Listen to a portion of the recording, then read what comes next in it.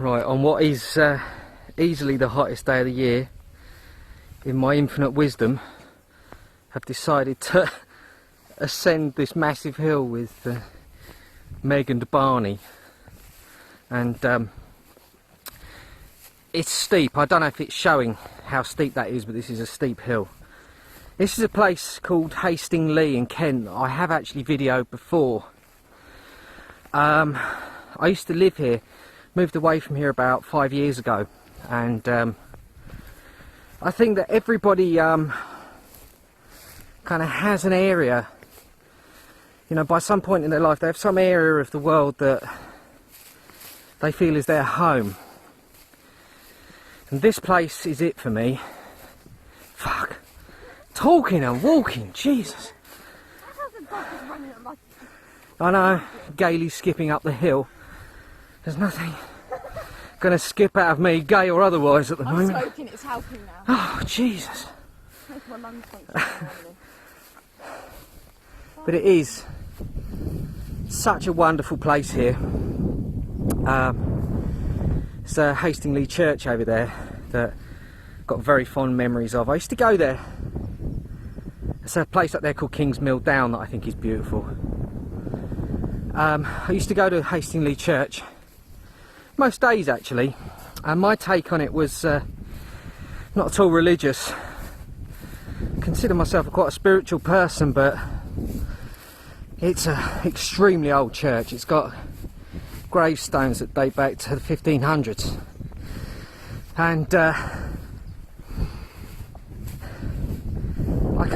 my take on it is those walls have had the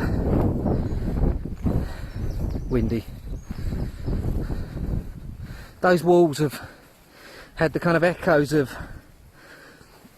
people's hopes, prayers and dreams for many, many centuries. And in all honesty, silly as it may sound, I don't see why, while I was living here, why I should be any different to all those people over the hundreds of years who've shared their sort of aspirations, hopes and dreams with their God, you know.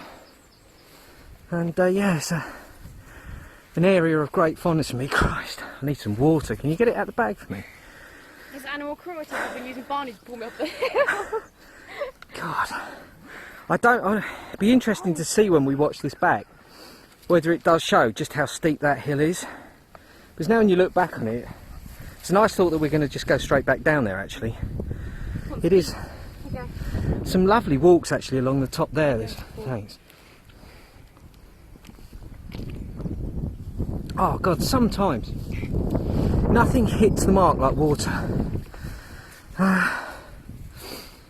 Should we just elongate this walk a little bit, yeah? Are you happy with that? Okay. Just follow there's a lovely path up here. As I say, when I moved up here, I moved up here in 2002 to this village of Hastinglee, and the early part of the last decade I lost, as far as people would phrase it, I lost everything. My home, my girlfriend, all at my own hands, I hasten to add. It's not some sob story.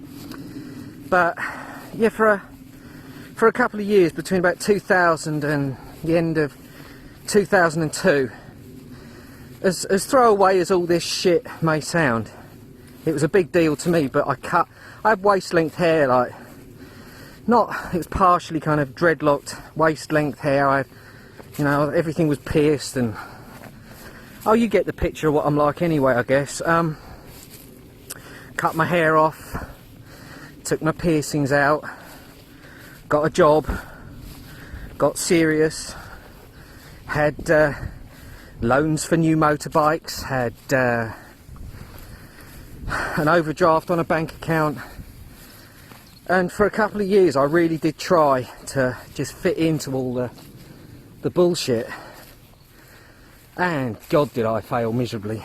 But that didn't become apparent to me until I moved up here, and I met in this village. You can't actually see the village from here, obviously, it's just middle of the countryside, but there's a really kind of vibrant little hippie community up here, strangely. And I met one person in particular who just took me out of myself so 100%, and gave me a taste of it being okay to be me, you know, within reason. And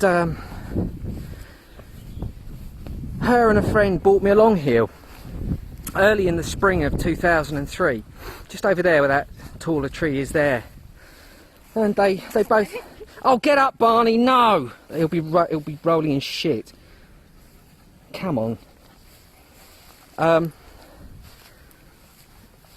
Yeah, early 2003. It was April 2003. I walked along here with these two women and their kids, and it was a moment where we sort of talk about this kind of shit and have these ideas of rediscovery and reaffirmation. But it was a moment in my life where I just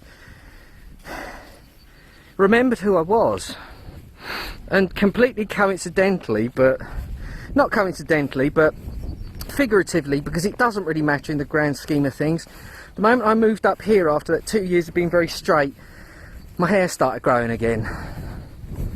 By the end of the year, I'd been sacked from my job for not turning up unless it suited me. I started reacquainting myself with sort of what and who I truly am, really. I don't know how I'm going to shut this with only one hand. Well, look, you hold that and I'll shut this. It's really heavy. Don't get your hand in. You've got your hand in the way of the bit that's going to slam down, Meg. You need to be... I've got it. Let go.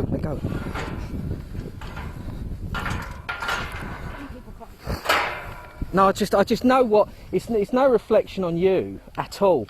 But so many times, I know you've spent your whole life in the country, so many people get into a situation like that with one of those gates that can actually sever your fingers, and they will be complete and utter prats. So it's a reflection on my anxiety as to how stupid other people are. It's nothing to do with you. But yeah, this is as I say, this place has got massive significance to me for just not rediscovering who I was really, but finally discovering that the joke had been on me my whole life. And yeah, that's been a sort of wonderful side of why my heart, well, that's why my heart sort of really resides in this area, because just so many wonderful things happened to me, and all the years of sort of having play acted what and who society and the world and people around me demanded I be, all of a sudden I had people who were just willing to accept what and who I was for what and who I was, without having to sort of plaster on a fake smile and plough through it each and every day pretending to be someone else. And say it's no coincidence really that the moment I kind of rediscovered myself, I stopped cutting my hair and lost my job, because none of it's important to me. It really isn't. It's funny how having long hair is important to me.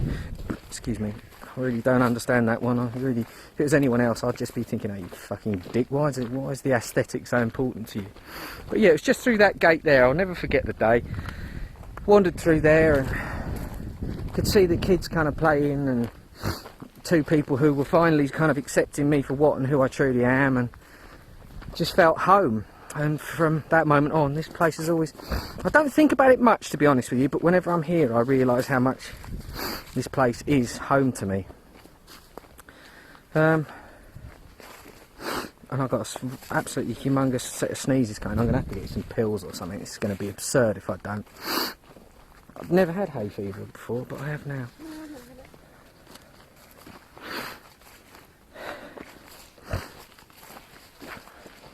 Bonnie. Yeah, it's a shame it's all so overgrown here. It'd be nice to get a shot of that side of the valley. So I'll just get stung.